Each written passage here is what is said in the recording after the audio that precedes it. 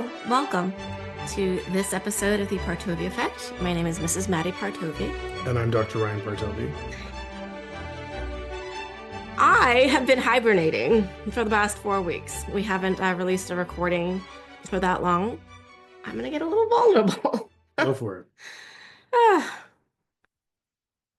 So I've been dealing with the fact that I have aging parents and that my dad is dealing with some health issues. That's been a lot on me emotionally. And I've been a little withdrawn. I've been in my cocoon. I've been very short with you, husband. And I gotta acknowledge you that you have been holding such great, steady, and like rock steady space for me. Not making me wrong or expressing anger and expressing just a range of emotions. And I'm sure that a lot of our listeners, and I've heard stories from our community that have dealt with having aging parents, and it's a lot. It's a lot. So yeah, I have needed extra love and support the last 4 weeks and navigating the holidays and these emotions. Yeah, it's just, there's outrageous joy, right? And then there's just this sadness. Sure. So yes, I've been navigating that and I've been resisting and pretty much yelling at you saying, I don't want to record. I'm not ready, not ready. And I'm coming out of that space because I know that this expression is not only like gives me life, like it, and gives me an opportunity to breathe life into our community and for our listeners. Yeah, so that's where I've been. This man has asked me over and over, are you ready to record? Like, what is it that you need from me? How can I support you? So you've just been wonderful. Thank you. Yeah. Well, thank you for sharing that. And I just wanted to clarify a couple things for our audience. I think that the first thing to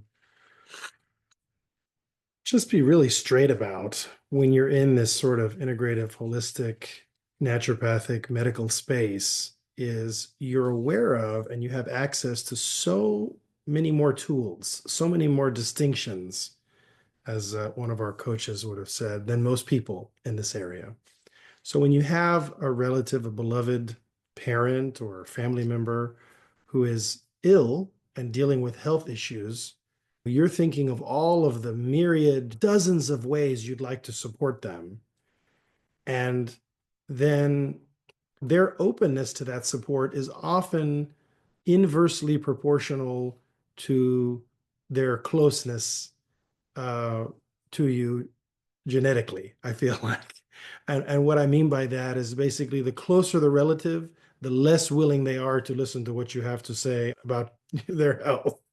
And that's really when you talk about anger and you talk about sadness, it's like, where are those emotions coming from? Well, it's not just the aging process, which is something that we're very facile with. We deal with a lot in our patients and ourselves, right?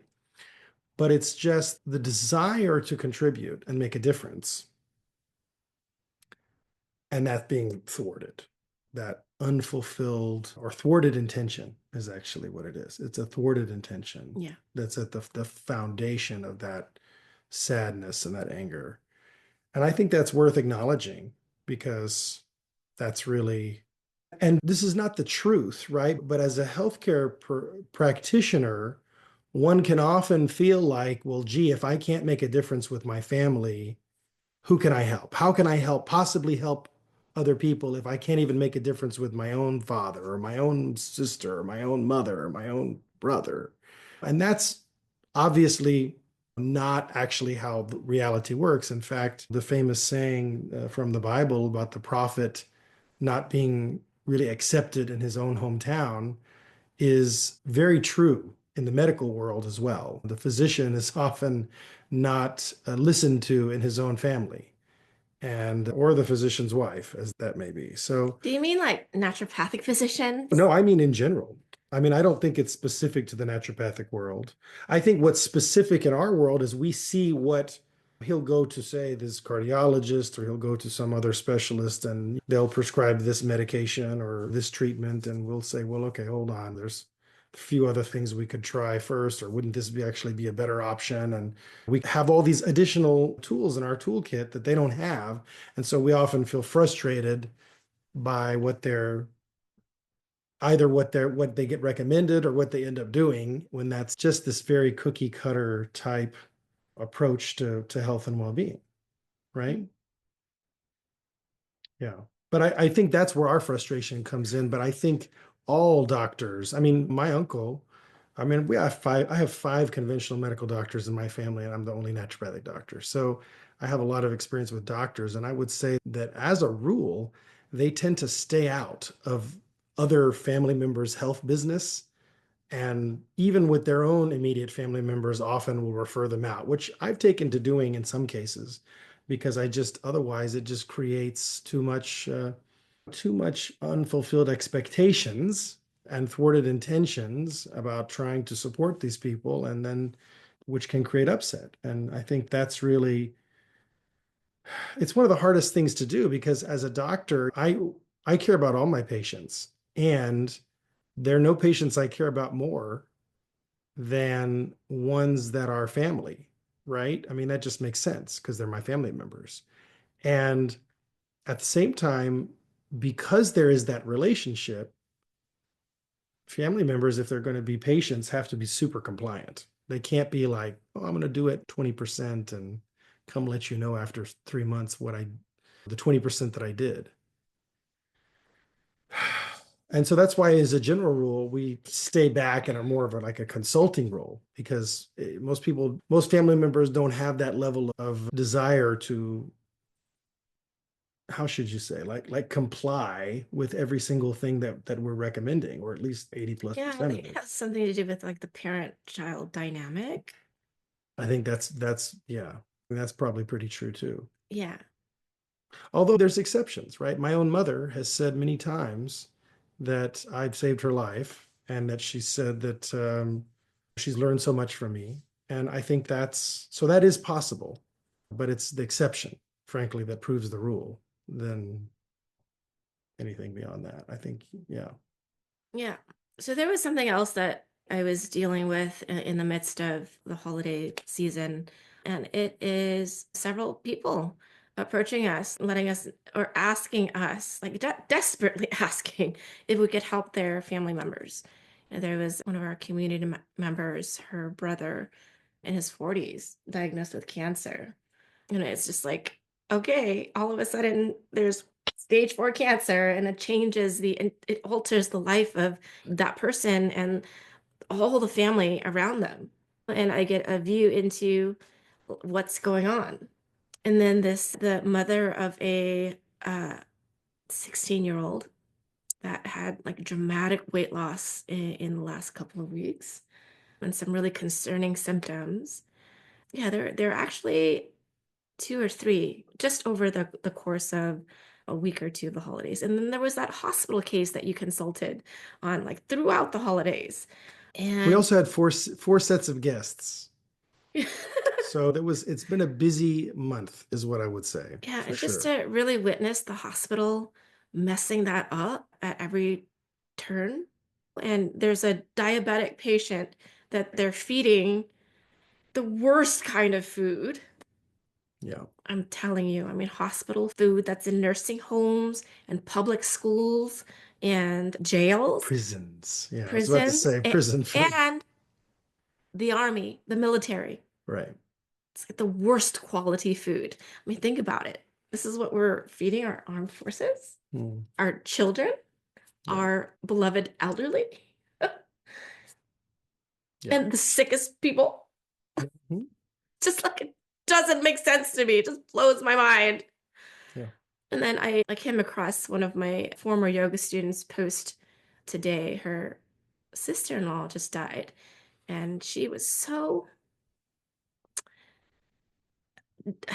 resigned and outraged about the US conventional medical system and the disability system and the insurance system. Yeah. And then I was on a roll too. So I'm a part of a mom's group right on Facebook. And there's this mom asking what kind of medication would be optimal for her 4-year-old that was just diagnosed with ADHD. I mean, Definitely lots and lots of speed.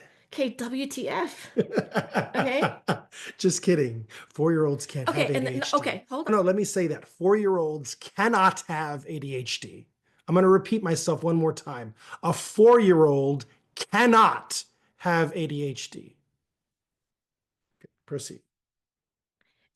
I like I have so many emotions about that, like deeply saddened. And then I went through all the comments, right? The hundreds of comments.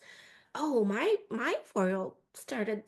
Okay, what were the list of drugs, right? They were taking Ritalin, Adderall, Vyvanse, Concerta. Good stuff. Can you believe that there's a mom giving her child a Coke, a Coca-Cola in that child's lunchbox every day Yeah, helps them to focus. mitigate? Oh my God. The caffeine helps I them. mean, Focalin Hmm. and Asteris Ooh, Risperidol, yeah. Whoever, every 4-year-old should be on an children, okay? For an kids. atypical antipsychotic. Yeah, for sure. Okay, so it's like my dragon mama comes out and it's just like you guys are these parents are being so gaslit that they're poisoning their children to fit into a structure, into an educational structure that doesn't work. So I'm mad about that. Yeah. Well, I think we should all be mad about that. I mean, I think that's absurd. And I think that, These are children. I mean, the youngest being 4 that I saw in that thread, 4, 5, 6, 7, 8, 7-year-olds sure. Yeah, well, that they want to 7-year-olds sit are in neatly in desks, in desks, rows, rows. Yeah. under what kind of lighting? Well, usually either fluorescent or LEDs. Yeah. Horrible. Horrible for concentration, horrible for ability to read, horrible for really doing any kind of concentrated work. But yeah, Okay, I just had to. this is just, and what I would just say is that while we could definitely and probably will at some point do a whole episode on light and lighting, what I would just say is a lot of the developmental disorders, a lot of the learning disorders that children get diagnosed with, not all of them, but a lot of them are actually caused by the kind of lighting that gets used in our schools. And On just, devices. right. Okay, so if your child has access to a device, there's all that blue light in their face. Yeah. And that lighting is contributing to the problem, the backlighting from the screen, you know. I mean, we're able to see what we're doing right now recording, but if you looked at it, you'd be like, is this a sepia screen? No, it's just blue light filters. But it looks almost sepia, right? Hmm. Yeah. I mean, look, I think that There's just so much, right? And then there there's is a like the lot. EMS from the devices. And speaking of, I remember when you told me about when the electric company changed our meter from an analog to a smart meter, Mhm. right? And those things, they pulse this radio frequency like 14,000 times a day, Hmm. like this radiation frequency. So imagine, I mean, I have a whole different outlook when I'm taking a walk down the neighborhood because I'm sure they did it without people's knowing or consent. Well, they're communicating, right? So they're communicating with the power company, presumably. And so whatever way they're communicating is something that's wireless. So it's got to be what, similar to like a cell phone? Is that kind of how it Yeah, works? Yeah. every single house. Oh, interesting. Yeah. So, okay, my I'm sure point, I'm sure that was well tested before they rolled it my, out. I'm my sure they did longitudinal studies where they looked for 20 years to make sure there was no increased risk of anything as a result of that before they rolled it out into everyone's homes. No, I'm not actually sure of that. In fact, I would be shocked if they did. And I'm not saying that it's necessarily harmful. I'm just saying that we don't know. And I think that we shouldn't be doing these kinds of things if we don't know. But we have so much, we d- they we they have so much of a they history. they pulse. No, I heard you, but I mean, I don't know that maybe that's harmful. Maybe it's far enough away. We've talked about this before, but I made the comment. I'm like, well, it's 30 feet away from our door. Maybe the house and whatever else protects us. I don't know. But that's the point. The studies haven't been done. And in the absence of that, the precautionary principle would say, let's not do this until we've done the studies. The COVID vaccines. Well, yeah, exactly. That's another great example. It's like, well, let's not try this new mRNA technology on an entire population before we've properly tested it in small groups over the course of 20 years. And absolutely, that's a great analogy. Well, I'm Dr. Ryan Partovi. And I am Mrs. Madi Partovi. Thank you for joining us at the Partovi Effect, creating the consensus. Be well.